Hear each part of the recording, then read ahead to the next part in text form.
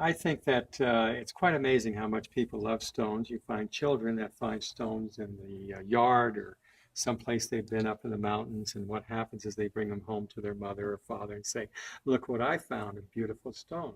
I wrote a little story about here one time. Why do people love stones? It doesn't necessarily mean it's true, but if you could imagine yourself walking through a beautiful forest, and as you're walking through the forest, you're listening to the songs of the birds singing and the wind blowing and different things. And what's happening is essentially all of your senses are being intensified by the beauty of the forest.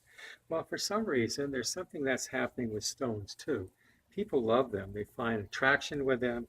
Metaphysical people claim that there's some sort of a metaphysical meaning from the different stones. For instance, crystal is supposed to be a portal into the past, present, and future. Self-healing shards are supposed to be very beneficial. Jasper is mentioned more often than any other stone in the Bible. It's the cornerstone of the temple. It's used in the shield of a high priest protecting the Ark of the Covenant. And all the different stones have a different story. People love the stories because we put little cards here that explains one of the many different stories about the stones. And as people wander through, they pick up the stones and they say, oh, well, what is the story of this? Well, there's a lot of books that tell different stories than ours. I happen to use ones that have some sort of a historical precedent. For instance, this stone is called calcite.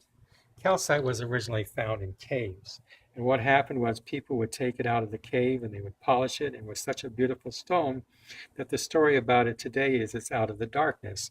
Whatever happened in the past is over. Now it's a new day. Now it's a new beginning. So people use the stones as essentially what we would say a totem, to use it as a stone of protection. I used to give stones to a lot of different people. I remember during the Afghan war, I'd give them to certain people that were going overseas, telling them it was a stone of protection, a gift from Grey Wolf. I got a lot of letters back saying, I've carried that stone, I feel so much better. And they'd come and they'd see me and they'd say, this is wonderful. So anyway, enjoy the stones, enjoy the story, and please come and see us because we do have a lot of stones.